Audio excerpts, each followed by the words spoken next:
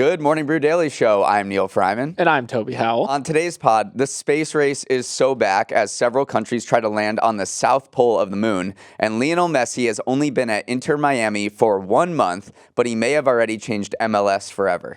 Then the Robotaxi revolution in San Francisco is off to a rocky start after Cruise and Waymo have been involved in a series of embarrassing accidents. Plus, we're going to talk about the biggest sushi seller in America, and it's not who you think. It's Monday, August 21st. Let's ride.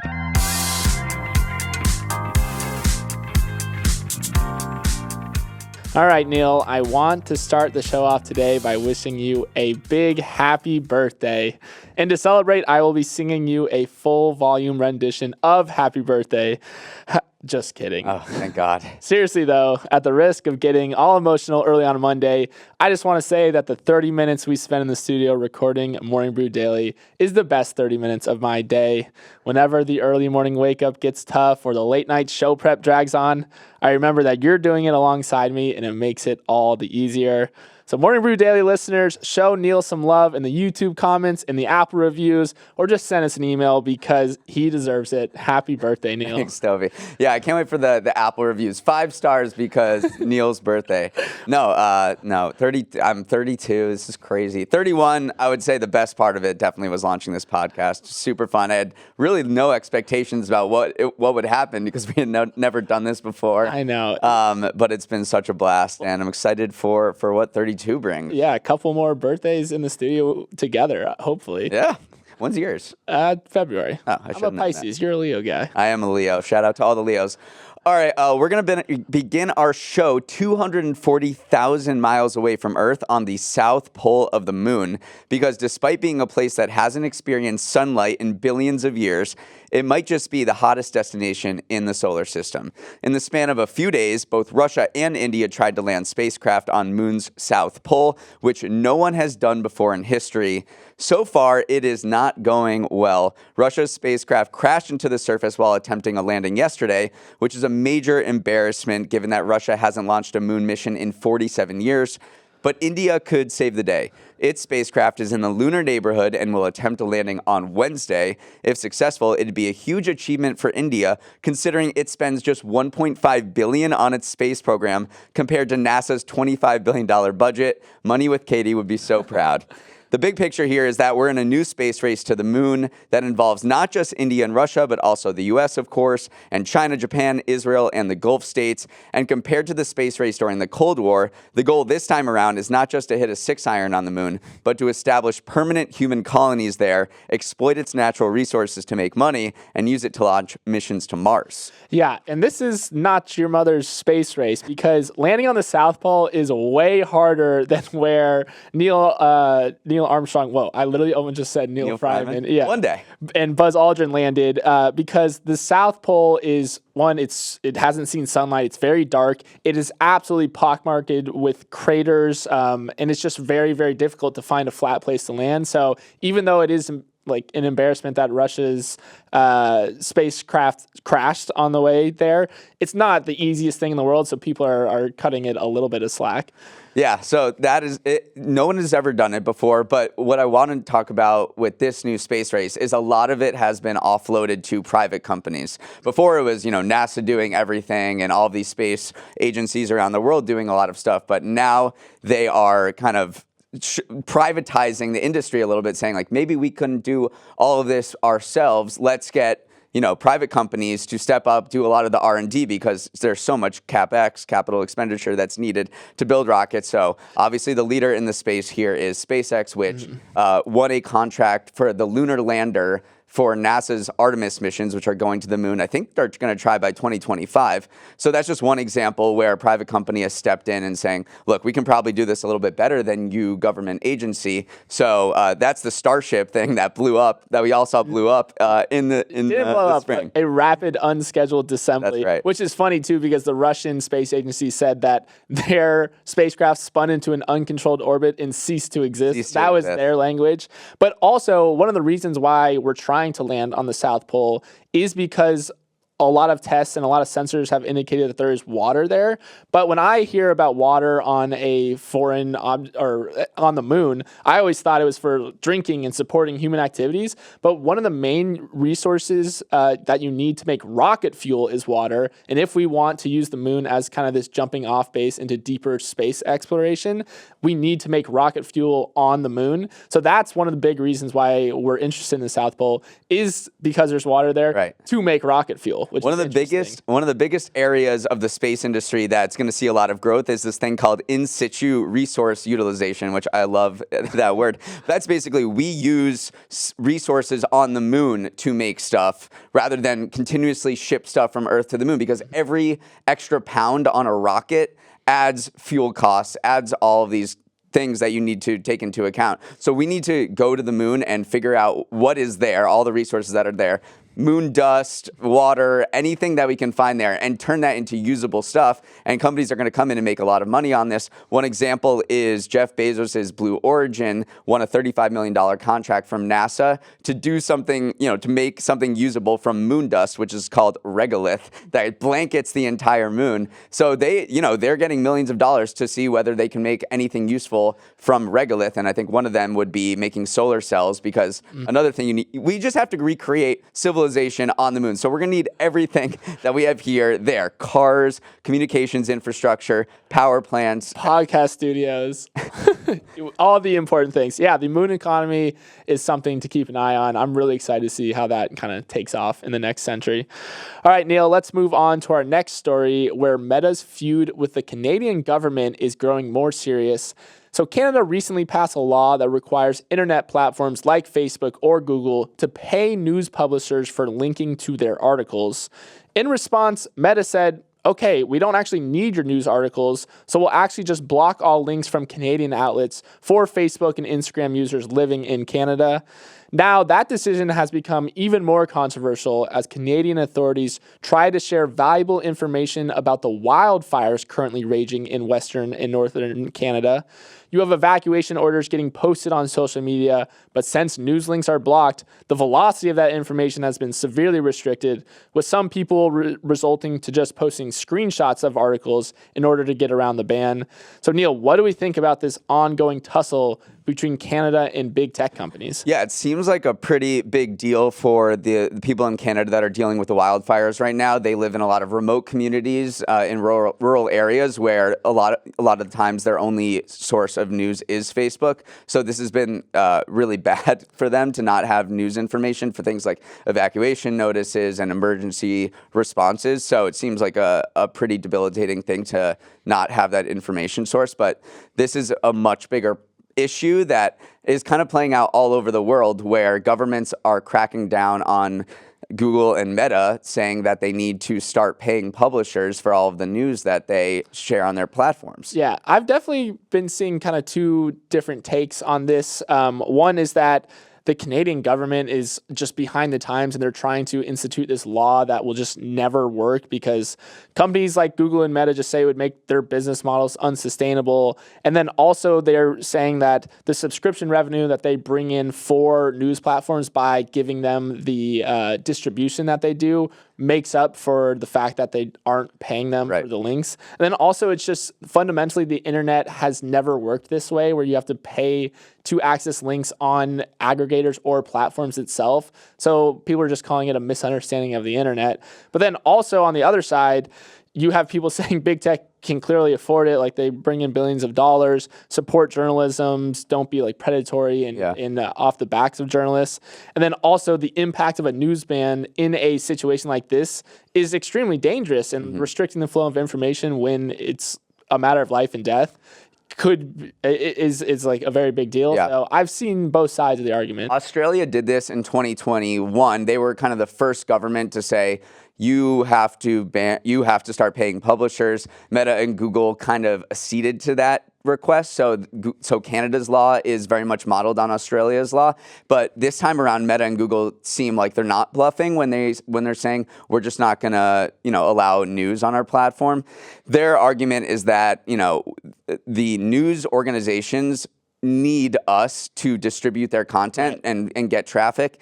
And why would we pay for that, essentially? And I think about Morning Brew, honestly, because we are a news aggregator, obviously not even close to the size of Meta and Google. And I get requests a lot of times from other publishers saying, can you put our link in your newsletter? That is that makes our product better, and it also drives traffic to their websites that they want to get. So it's kind of this mutually beneficial scenario. But either way, Meta is moving away from news. Facebook is moving away from news. Right. When they launched Threads, which is the Twitter competitor, they made a point to saying news is not going to be an integral part of this. We don't want to do news. It's not a great business. Right. They just don't make that much money from it either, because advertising revenue doesn't do that well next to news content in the grand scheme of things. So yeah, it is definitely one of these things where we're talking about it because of these wildfires currently happening, but it's definitely going to be a broader conversation, because even the US has looked into potentially carving out something that allows publishers to band together in order to kind of withstand the might of big tech. So it will be interesting to see if other countries fall in line, or if they see what happened in Canada and say, nah, there will be global implications. The big picture here is that, newspaper ad revenue has plummeted while Facebook and Google have become this duopoly of the digital ad market. And so this power dynamic could not be even more stark. Yeah. All right, let's move on to our next story, Neal, where San Francisco is putting self-driving robotaxis in timeout following a series of accidents. So Cruise, the self-driving subsidiary of GM, has been ordered to reduce its robotaxi fleet by 50% in the city at the behest of the California DMV. It's a big setback for Cruise after the city had allowed Cruise to boost its capacity and offer 24/7 commercial rides earlier this month. But when you hear about some of these accidents, it makes sense that they are throttling Should back. we play the Curb Your Enthusiasm Yes, music? a little bit. So 10 driverless cars came to a stop unexpectedly at an intersection by a concert after the cell network got overwhelmed, disrupting communications with the cars. Another Cruise car drove through a construction site and got caught in wet concrete. And the most serious one was when a person was injured after a Cruise car failed to yield to an oncoming fire truck. So Neal, the driverless car revolution in SF is off to a rocky start, to say the least. I would say, imagine that you were just in a city where half of the drivers, or a good chunk of the drivers, were student drivers. And you're right. This is exactly what's happening. Yeah. You're driving along and you see that, that little car with the thing on top that says student driver, and they're everywhere. And I can imagine that can be very frustrating because they're not as good drivers as you, and they slow down, they make mistakes, but it's in the service of eventually them getting better. And I think that's what we have to look at here, because these cars need time and miles to learn the streets. Their technology needs to just accrue time and distance to get better. And, it's easy for me to say here in New York City, like to the people of San Francisco, like, be patient. Right. But I think that's what a lot of the companies are saying. It's like, we want to get better. We think we can get better. And we just need a little more time and a little patience. Meanwhile, the people of San Francisco are like, look, we've been guinea pigs to all sorts of VC-backed, tech companies over the past few decades. This is just another one. We're tired of being guinea pigs in these experiments. It's time to find another place to do your self-driving test. Yeah, I mean, Cruise always comes whenever some bad press happens to self-driving cars. They come with facts about normal drivers, because in their press release, in reaction to this reduction to 50%, they said over 100 people lose their lives every day on American roadways, and countless others are badly injured. Because, again, obviously there's going to be a microscope on self-driving cars, but in the grand scheme of things, there's so many more. Humans suck. Humans are really bad at driving, so they can always fall back on that data. And so even though every single time a driverless car messes up, there is a wealth of data to support that potentially, if we hit a critical mass of autonomous vehicles, it would be safer. So, but they're rightly under scrutiny. I thought the fire truck crash was pretty interesting about the actual details what happened, because the cruise car had a green light, and what happened was the fire truck put on its siren and came through the red light. And the reason the autonomous car did not pick it up, it was because the fire truck had to move into the other lane.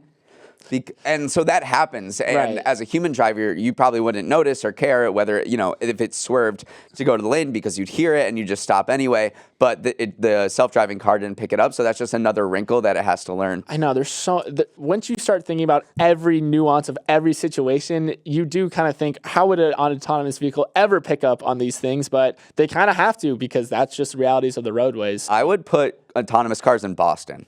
That is a chaotic driving city. I think they learn a lot there. Apparently, the worst city for driving, or the hardest city to master, is Pittsburgh. Actually, because a lot of their roads are sometimes like the lines aren't drawn clearly. So Pittsburgh is like the battleground for proving that you can actually withstand. I think there are a lot of self-driving. There's like a self-driving car ecosystem. When Uber did their self-driving car experiment, which I think they folded, that was in Pittsburgh. It's the big leagues, yeah.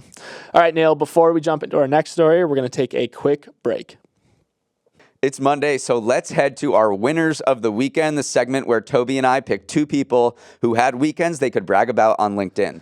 It's my birthday, so I get to go first, obviously, and my winner is Lionel Messi. I mean, the guy had astronomical expectations when he announced he was joining Inter Miami and MLS, and somehow he's exceeded them.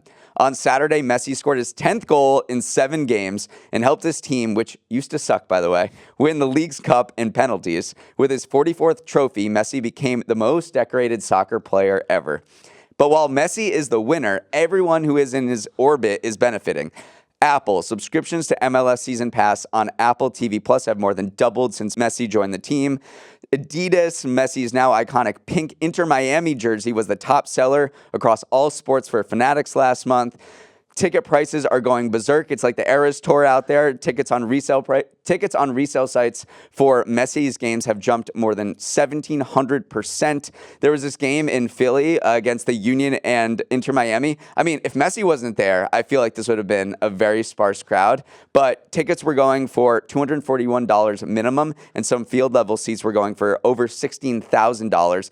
And then, you love this stat, Inter Miami on social media is going berserk with 14 million followers. They have more Instagram followers than any team in the NFL, NHL, or MLB. It's just sped up the timeline of so many different facets of MLS. The Apple subscription to Apple TV Plus doubling is truly absurd. That would have, without Messi, that takes 2-3 more years, and it happened in 2 months with Messi here. So that's crazy. And then, the Instagram thing, I think it just goes to show the power of the international audience and the international soccer audience, because the fact that Inter Miami is now the most followed professional sports team in America. They were nothing. They had less than 1 million Instagram followers, and now they have 14 million. I will say, Toby did not believe this stat. So he checks before this morning. We went on the show. He checks Baltimore Ravens on Instagram, and it has 1.7 million followers. The Baltimore Ravens have 1.7 million, and Messi's Inter Miami team, which used to be a no-name, has 14 million. Yeah.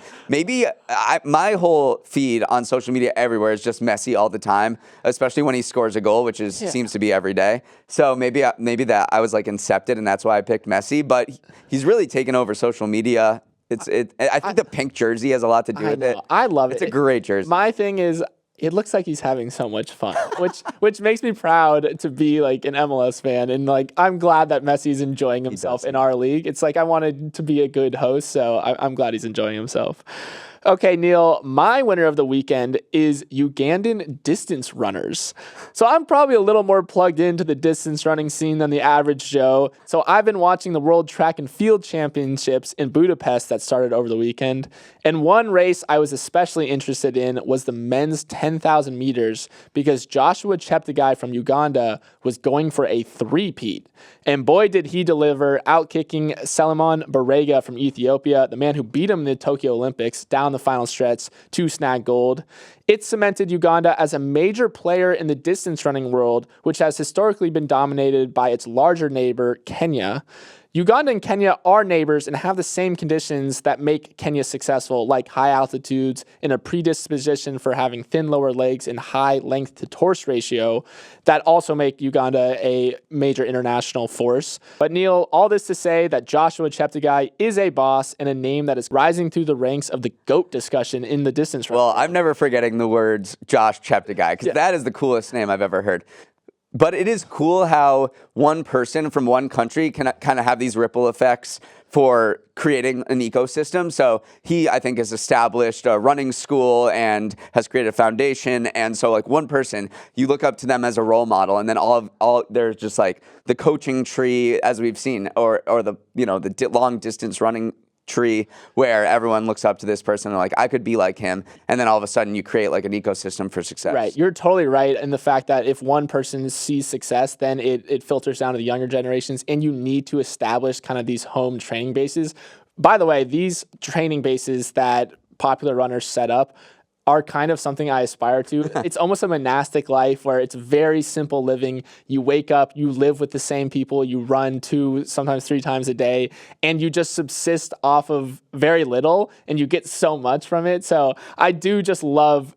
I watched training videos of these Ugandan and these Kenyan training camps, and it's a different way of life. And you think maybe cool. that is the way of life. I mean, they're up in the mountains at like 9,000 feet. I know, and they're just crushing it. So I love Chip the Guy. Okay, Neal, let's move on to our next story, where I want you to think about sushi. I'm sure your first thought might be of Japan and beautiful nigiri that is fresh as it is delectable. I'm not sure your first thought would be of Kroger, but sushi and Kroger go together like white on rice. The nation's largest grocery store operator is also quietly the biggest seller of sushi in the U.S. It began selling sushi in the 90s, but it wasn't until it was reviewing data from an outside research group in 2020 that Kroger realized it was the nation's biggest seller. There are a lot of factors that went into Kroger nabbing this title, namely it has over 2,700 stores. But it's also been really focused on getting its quality up and serving regional specific sushi, which has helped people take it seriously as a purveyor of fresh fish. So Neal, I know you're a bodega sushi guy, but are you a grocery sushi guy? I love grocery store sushi. I've been getting it for years. I think it's solid.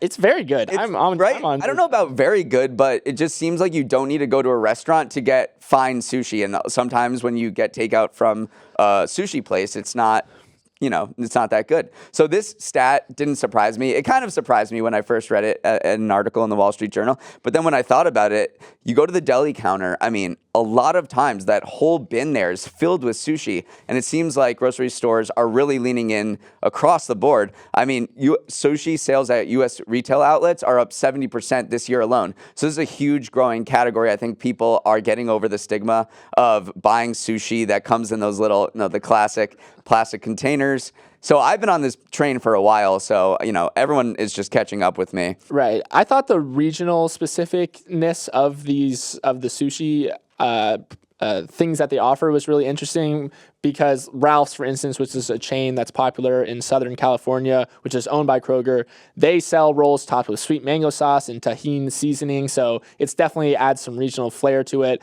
And then another thing I thought was super interesting was Kroger execs have been looking at TikTok trends, and one of the main trends that's been going around is this thing called a sushi bake, which is essentially a casserole made using the ingredients from a California roll. And so they see that trending on TikTok and start thinking, how can we loop that into the fares that we sell in Kroger? So I think just staying on top of trends and being kind of agile in the TikTok world, being a part of Kroger's sushi strategy, it was just, that's a wild sentence to be uttering, but they say when you think of sushi, we want you to think of Kroger. So they probably have hundreds of people working on their sushi strategy. So if that's something you want to do, you could definitely do it.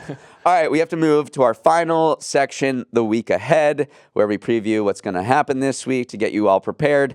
150,000 members of the United Auto Workers Union are going to vote this week on whether to authorize a strike. That would jack up the pressure on the big three Detroit automakers during tense labor negotiations. The UAW's contract with the car companies expires on September 14th. So if they authorize a strike, that is when it would happen if they don't come to a deal. This would have possibly a bigger impact than the UPS one that never materialized, resulting in an estimated economic loss of more than $5 billion after just 10 days. So this is definitely something to look out for. It's going to be a huge work stoppage if it does come to pass. There's a big week on Wall Street with a lot of major market-moving potential events. There's AI leader NVIDIA is posting earnings on Wednesday, and given all the hype around its role in AI and its 200% stock surge this year, it might even have loftier expectations than Messi. So we'll see what happens on Wednesday there. Plus, Fed Chair Jerome Powell is giving his annual speech at the Fed conference in Jackson Hole on Friday. That's always fun, seeing the central bankers in the shadow of the Tetons. Yeah, and everyone just hinging on every word as always. Yeah, no, that's going to be a big deal. But fun fact about the Tetons, they have the most dramatic elevation rise in the U.S. So you go from a plane that's about 7,000 feet, and then just 10 miles away, you go up to a peak of nearly 14,000 feet. And that's the steepest rise over a given distance in the United States. You know, the only thing I was missing on this Monday was a fun Teton fact. So thank you for that, Neal. Do you know why that is? Do you have a guess? Something with the tectonic plates. Close. I mean, they are really young mountains, so there hasn't been a lot of erosion to create the They're the Gen Z the foothills, mountains. basically. Interesting. The Tetons are the Gen Z of mountains, and they are gorgeous. The next thing that's happening is the Republican debate. So that's the first debate on the primary season calendar. The leader, former President Trump, is not going to be there. He's up 40. He's up 40 points in the polls, so he's skipping the debate to do an interview with Tucker Carlson. We're not sure on what platform this interview is going to be on, because we know Tucker Carlson was booted from Fox and tried to launch a show on Twitter, so we'll see where that takes place. I can't believe we're about to enter an election cycle on this podcast. We should have thought of that when we launched this podcast this year. It's going to happen. You can also get your money from Zuck. This is your last week. Remember that $725 million class action settlement with Meta over Cambridge Analytica? If you were a Facebook user between May 2007 and December 2022, you could be entitled to like $20. So if you go online, if you read the Brew this morning in the newsletter, I included the link to the form that you have to fill out, and you could get some money. You can get some grocery sushi with that. Get some grocery sushi, maybe 2 rolls. So what else? We got Bishop Sycamore, the high school that conned itself. And it's not really a high school. The football team that said it was a high school that conned itself to playing on ESPN in 2021 gets the HBO documentary treatment on Wednesday. This one is pretty hype. Very excited for that. Again, it felt like a story straight out of a movie, so I'm glad we're finally getting some attention to it. We got Burning Man starting on Sunday, which I know you wanted to go to, but I'm not going to, because I remember last year the lines of the cars waiting to get out looked Mad Max, looked dystopian, so miss me with Burning Man this year. And then finally, the college football season kicks off on Saturday. That's always a good time, but this is the end of an era with Pac-12, last one, Texas and Oklahoma final season in the Big 12, so it's gonna be like kind of like a lame duck season. R.I.P. Pac-12. All right, that is our show for today. Hope everyone has a productive start to the week. If you want to write in and let us know your idea for a space startup, our email is morningbrewdaily@morningbrew.com. Let's roll these credits. Emily Milliron is our editor and producer. Samantha Velez and Raymond Liu are our associate producers. Uchenna Ogu is back as our technical director. Billy Menino is on audio. Hair and Makeup called out sick with a stomach ache. Something about sushi from a grocery store. Not sure what happened there. Devin Emery is our chief content officer, and our show is a production of Morning Brew. Great show today, Neal. Happy birthday, Neal. Let's run it back tomorrow.